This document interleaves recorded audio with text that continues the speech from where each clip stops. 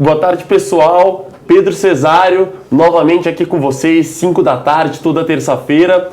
Mais uma vez, temos um gestor, temos aí um especialista que vai contar pra gente a visão, contar pra gente um pouco do fundo. Queria apresentar para vocês Leon, gestor de equities da Casa Ibiúna. Leon, muito obrigado aí pela presença mais uma vez, viu? Pedro, é um prazer estar aqui, conversar com você, com o pessoal da internet. Puxa, estamos à disposição aqui, em nome da Ibiúna, é um prazer. Vamos embora. E aí, daquele jeito, né, pessoal? Venho sempre ratificando isso, mas acho que vale reiterar mais uma vez. O ideal é que a gente consiga conversar aqui de maneira informal. Se vocês quiserem até mandar as perguntas de vocês, vou tentar fazer aqui um compacto geral para conseguir passar para o Leon. Tá bom? Obviamente, como a gente sempre fala, Benchimol já reiterava. O intuito da empresa também é ajudar o brasileiro a investir melhor. E aí, claro, nada mais factível para a gente fazer isso do que trazer gestores de peso. Então vamos lá, Leon. Primeiro contar um pouco de você, por onde você passou, aonde você trabalhou, até chegar nesse cargo de gestor de equities de uma casa tão relevante. Claro. Bom, eu comecei no Itaú, no início antes, eu sou engenheiro de produção pela Poli, eu comecei no início dos anos 90 no Itaú, na verdade comecei pela controladoria do banco, trabalhei um pouco mais de um ano, acabei indo para a área de mercado de capitais, do próprio asset do Itaú, lá passei por renda variável, renda fixa, derivativos, acabei fazendo MBA em 2001, na verdade de 99 a 2001, nos Estados Unidos, em Wharton.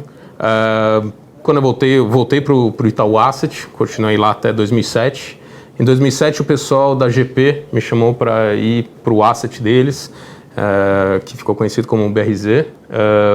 E aí, no final, em 2010, eu saí, realmente achei que estava na hora de empreender. E aí acabei me juntando ao Mário Toroz e Rodrigo Azevedo. Eles tinham acabado de começar a Ibiúna, então nem tinha o fundo rodando ainda, eles estavam montando tudo. Eu acabei me juntando a eles, e aí poucos meses depois é que realmente levantou a parte de renda variável. Legal, então, perfeito. E aí você como gestor, até para você passar para o pessoal, o que você tem mais dificuldade no dia a dia?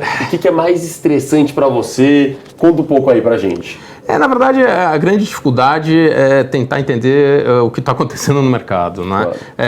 A gente, quando a gente faz análise, especialmente a minha parte, que é de renda variável, a gente tem uma equipe muito sênior, bem montada, inclusive a gente tem 3 pessoas extremamente sêniores, o Bernardo Hochmann, o André Silveira, o Marcelo Misrai, que a gente está analisando as empresas. Então, para a gente é prazeroso conversar sobre empresas. Então, conversar sobre Itaú, a própria XP, agora, ou qualquer outra coisa, Vivo, é sempre interessante discutir o case e tudo mais.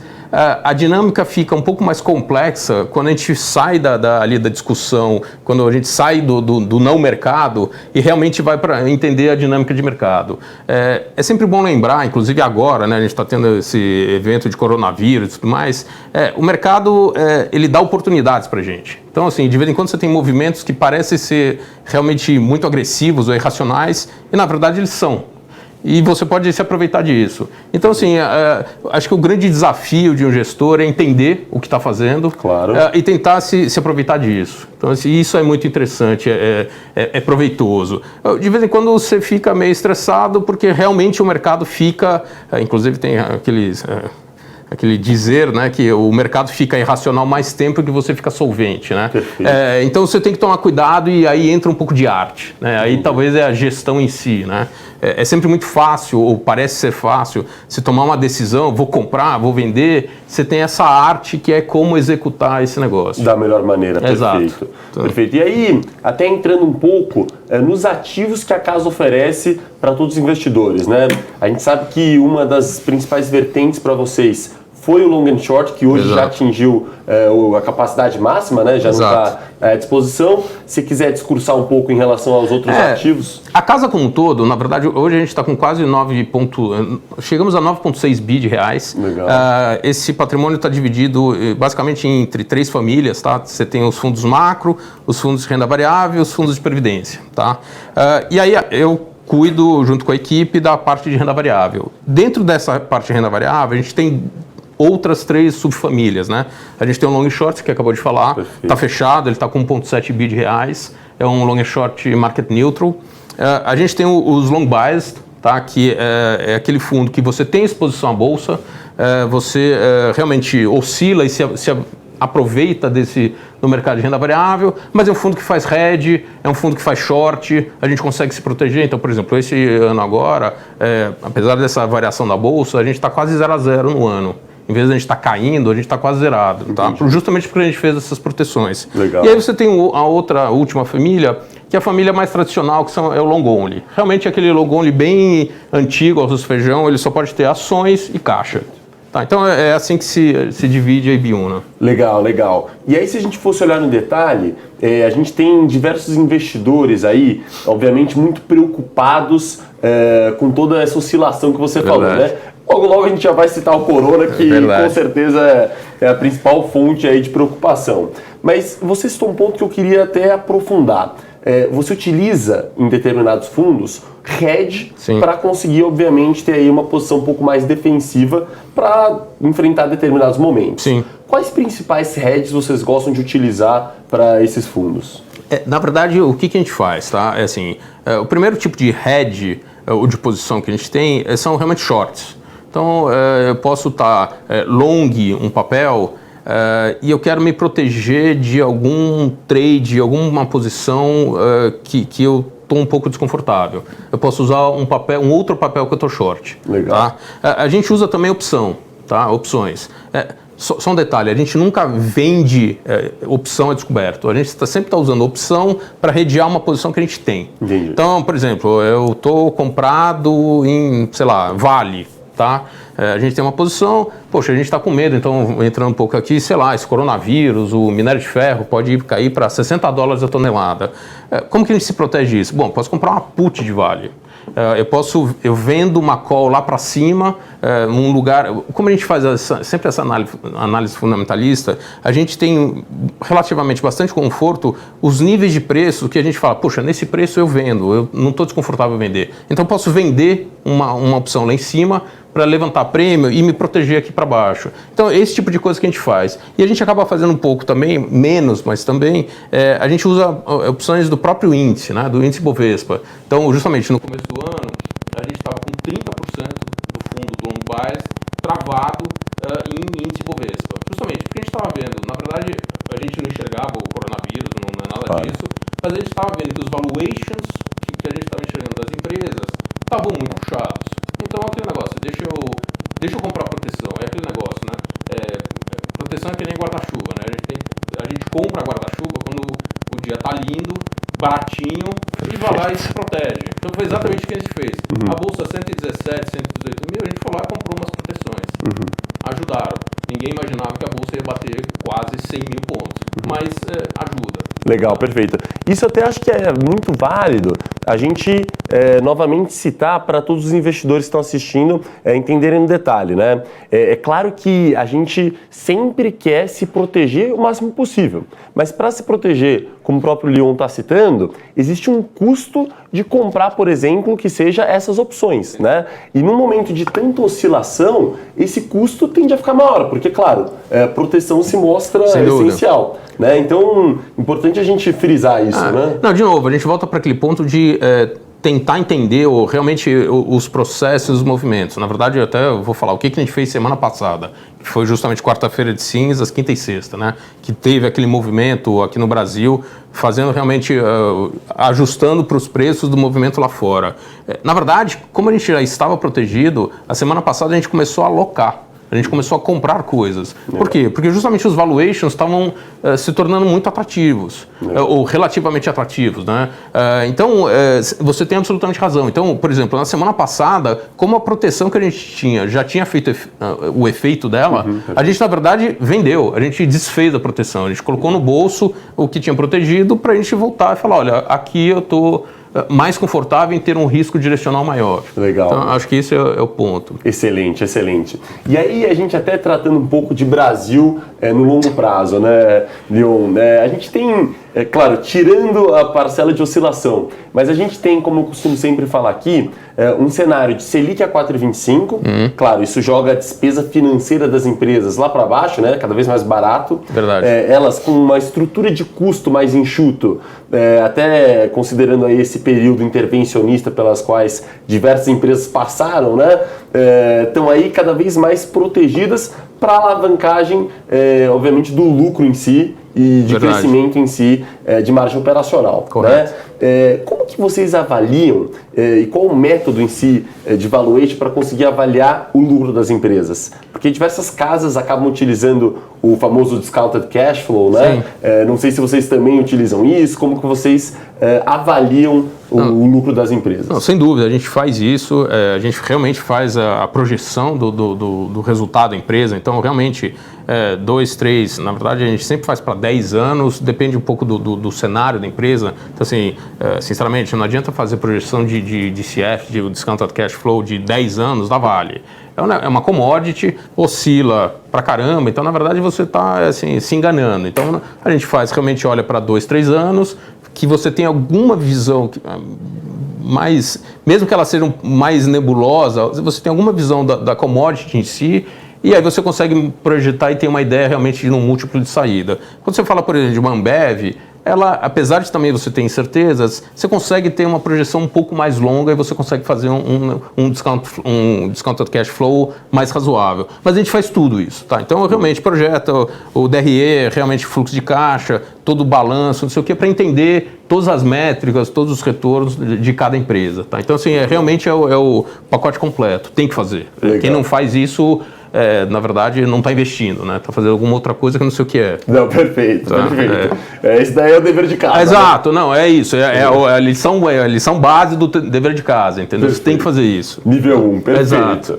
E aí, até a gente estava conversando aqui no background, e um ponto que você citou ali no passado, né, Leon, ali em setembro, é que se Via Varejo em si tivesse bem organizada, arrumasse a casa, teria potencial para dobrar de valor, né? E aí passou de 7 e pouco para 14 hoje. Exato. Então foi uma decisão ali quase futurística, né, vamos assim dizer. E não vou te perguntar de ação, mas queria a sua opinião em relação a setores. Que setores hoje no Brasil você vê como potenciais? Só um disclaimer, tá? Via Varejo, quem percebeu a oportunidade foi o André, o Silveira. Na verdade, quando teve o leilão lá, que limparam o Pão de Açúcar, que fizeram bloco, né, organizaram, o Silveira, assim, ficou numa excitação de realmente, porque ele viu as pessoas que estavam mudando.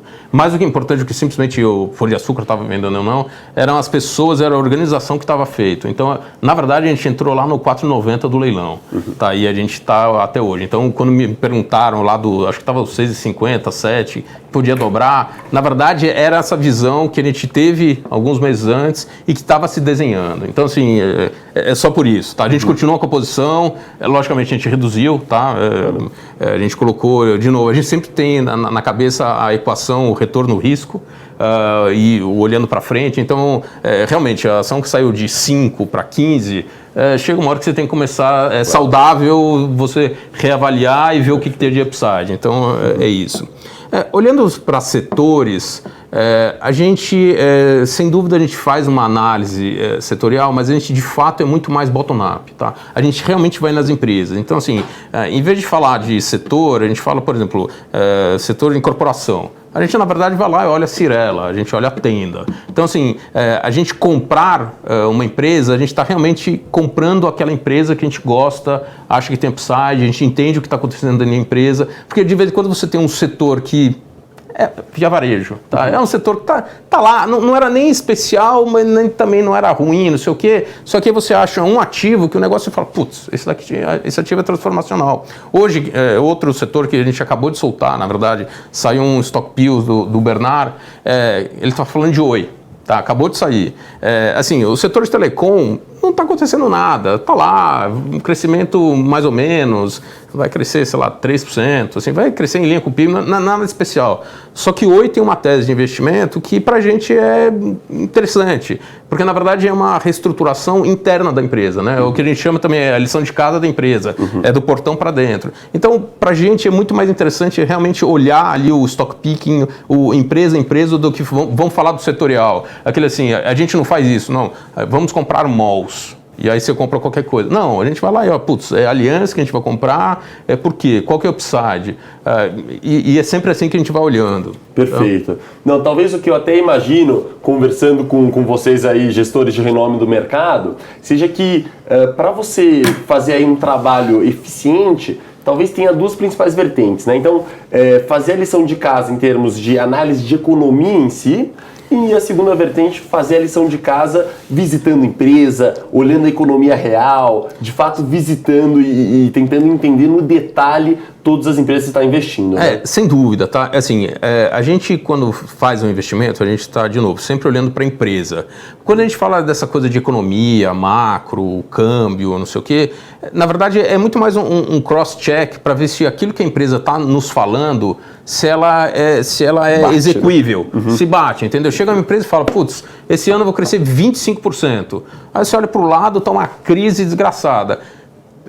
Pelo menos, deixa eu checar por que esse cara acha que vai crescer 25%. Pode ser verdade, mas assim, vai ser difícil. Entendeu? Então é um pouco entender. E aí, assim, por exemplo, de outubro, novembro para cá, a gente via que o mercado tinha uma expectativa de uma aceleração de crescimento, tanto pelo saque das contas do FGTS, e aí depois, por causa do juro que estava caindo, realmente ia dar o quiquinho da política monetária. Então você via que ia ter uma aceleração. Só que na hora que a gente falava com as empresas, a gente não conseguia ver toda aquela aceleração. A gente vê a aceleração. Nosso cenário base hoje, mesmo com o coronavírus, ainda é de o Brasil melhorando, justamente isso que você falou, queda do custo de capital, queda dos juros, uma estabilização. A gente está começando a ver lentamente emprego começando a cair. Então, assim, desemprego, né, começando a cair. Então, assim, realmente você vê que a gente está num caminho de melhora. Mas sempre a discussão qual é a realidade que vai acontecer vis-à-vis o que está precificado no mercado. E aí quando você vê que tem umas coisas assim muito puxadas, a gente, peraí, isso não faz mais sentido. Que é outra coisa que a gente sempre gosta de discutir lá, que é margem de segurança. Investimento tem que ter margem de segurança. Não adianta entrar na loucura, ou então naquele negócio de que sempre vai subir. Não, calma, não é assim, entendeu? Claro. Investimento é investimento, você tem que entender o que você está fazendo. Perfeito. Você já começou a desenhar o começo da resposta, mas vamos para a pergunta de ouro. Vamos lá. Coronavírus. A gente não tem, claro, como ter uma lâmpada mágica para falar, olha, esse é o momento que vai parar, a partir daqui a gente vai andar. Qual nível de preocupação que vocês têm hoje nesse sentido? Vamos lá, ninguém tem a resposta para isso, tá? Então, assim, é verdade, absolutamente ninguém tem certeza absoluta do que vai acontecer. Sim, é preocupante, assim, é um ponto de enorme atenção, principalmente pelo impacto nas economias do mundo todo, tá? Por outro lado, a gente tem algumas, digamos assim, algumas diretrizes de como provavelmente vai ser a reação ou vai ser o efeito nas economias do mundo. Essa primeira diretriz vem da China. Lá a gente sabe mais ou menos quanto tempo durou. Na verdade, começou um pouquinho antes da semana do Ano Novo Lunar. A gente está indo para a quinta semana.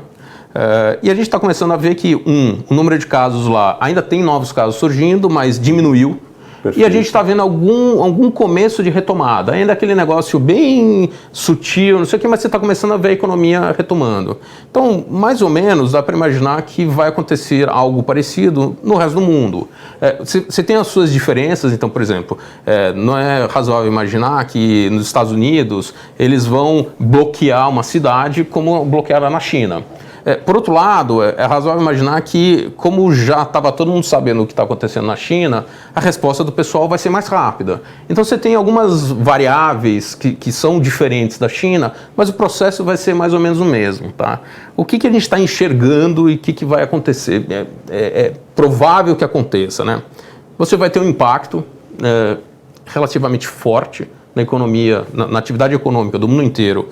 Agora, provavelmente no primeiro trimestre, então fevereiro, março, talvez alguma coisa em abril, então depende assim, na Europa vai ser antes, nos Estados Unidos vai ser um pouquinho depois, aqui provavelmente a gente vai estar em sincronia com os Estados Unidos, que está acontecendo ao mesmo tempo, e aí você vai começar a retomada, né? A normalização da atividade econômica. O que a gente imagina vai ser alguma coisa, não vai ser um V, mas vai ser um V redondo, alguma coisa assim retomando. Então, provavelmente no segundo semestre, relativamente vai estar tudo normalizado, tá? O problema disso é que, assim, quando, por exemplo, a gente vai olhar o PIB brasileiro 2020, que, de novo, no final do ano passado, a gente imaginava que podia ser algo como 2,5%, que em janeiro, por causa dos dados que saíram em novembro e dezembro, você já estava indo para 2%, provavelmente o PIB vai ser revisto para algo como 1,5%. Tá? Próximo a isso, ainda não dá para ter certeza, mas você vai ter uma redução pontual de 0,5 ponto percentual no PIB. E isso impacta o crescimento como um todo. Então, assim, não adianta a gente simplesmente falar que puxa, é não recorrente e não impacta. Você tem que ajustar digamos assim, essa mudança de crescimento. Olhando para frente, 12, 18 meses, as coisas teoricamente vão estar normalizadas. E o que a gente está vendo, inclusive hoje saiu, né?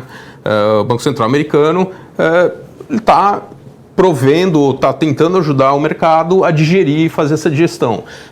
Então o Banco Central hoje cortou 50 bases da taxa americana. Razoável imaginar, não tenho certeza, mas é razoável imaginar que nos próximos dias o Banco Central Europeu vai fazer alguma coisa parecida, Banco Central inglês, e aí por aí vai. Na verdade, como é que a gente passa esse período turbulento? Essa é a dúvida. Não, perfeito. E você citou um ponto aí que a gente tem de vantagem, talvez, né? Que é a maior agilidade, até porque a gente entende hoje muito mais do que é o vírus em relação a um mês atrás, né?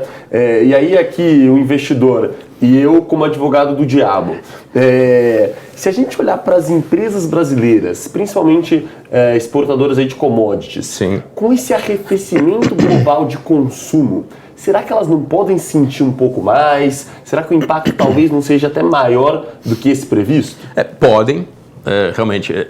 É que elas já sentiram, né? Perfeito. Então tem um lado, assim, de novo, Vale há 3 semanas atrás, ela estava 54, ela está 48, 47, tá? Então assim, ela já tomou esse hit. E o que a gente tem que pensar é assim, uma coisa é transitório de, tá bom, Vale vai deixar de exportar minério de ferro ou vai exportar um volume menor por 2 meses. Outra coisa é, puxa, para sempre o minério de ferro vai estar $45 porque a demanda acabou. Na verdade, não é isso que está acontecendo. Então, por exemplo, o preço do minério de ferro continua lá nos seus perto de $90. Então, mesmo que a gente tenha uma queda de demanda, por enquanto você não tem nada justamente transformacional. Tá? As pessoas estão percebendo assim, uma ruptura em cadeia de fornecimento de materiais, então realmente aquela parte industrial vai ficar meio conturbada aí nos próximos 45 dias, 60 dias, até justamente o negócio voltar a engrenar, mas essa, digamos assim, essa disrupção global de crescimento, não sei o quê, puxa, não é isso que a gente está enxergando.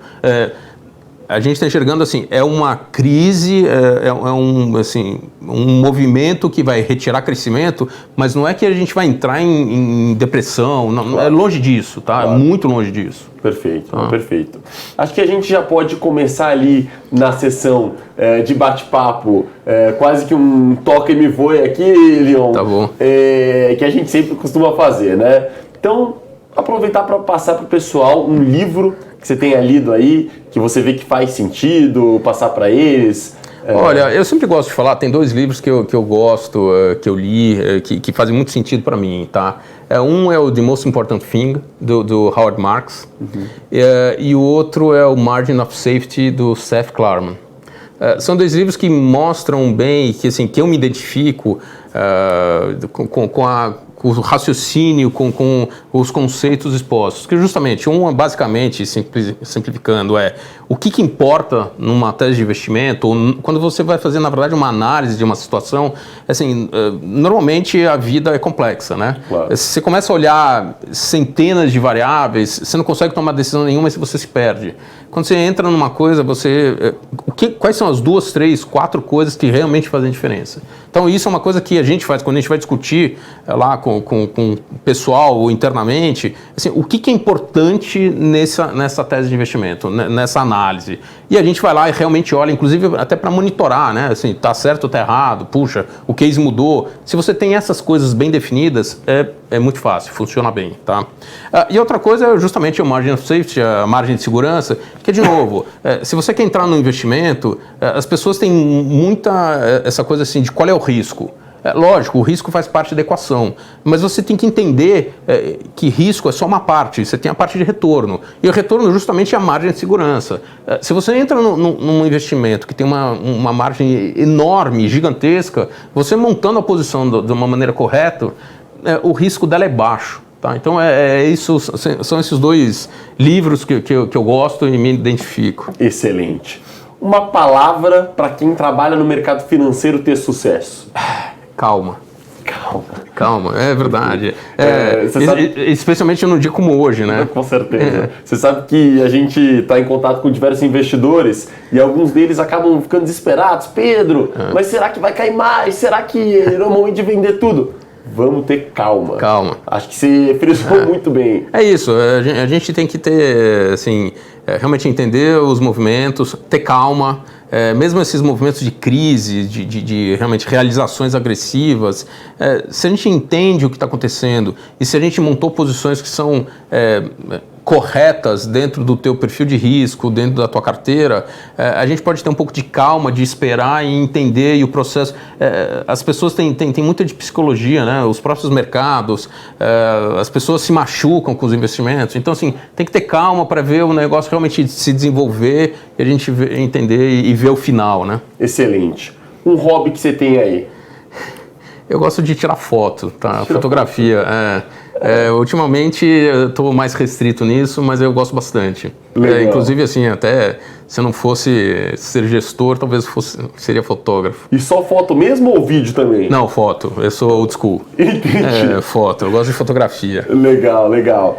Um sonho grande que você tem, seja pessoal, seja da própria Ibiúna? Na verdade, a Ibiúna em si, acho que é o meu sonho grande, tá? Desde que eu estava no Itaú, justamente jovenzinho, aprendendo, vendo o que é gestão de ativos, como funciona, aquelas organizações. Então lá tinha a equipe de análise, tinha os gestores, tinha aquelas reuniões enormes, não sei o quê. Eu sempre me interessei, justamente até como um analista de ações, né, de empresas, em ter uma gestora, mas eu sempre tive essa ideia de você ter uma gestora de fato, uma empresa. Tá? Eu nunca tive, a expressão que eu uso 3 amigos e uma secretária na Joaquim. Tá? Uhum. É aquele negócio que, na verdade, você está montando um fundo de investimento. Eu sempre quis ter, era o sonho de, assim, poxa, como é que a gente estrutura, de fato, uma gestora? Então, assim, a Ibiúna, na verdade, até por coincidência, porque o Mário e o Rodrigo também tinham essa mesma visão, poxa, a gente tem um negócio de macro, a gente tem um negócio de renda variável, a gente tem de previdência, a gente tem espaço para abrir outras áreas,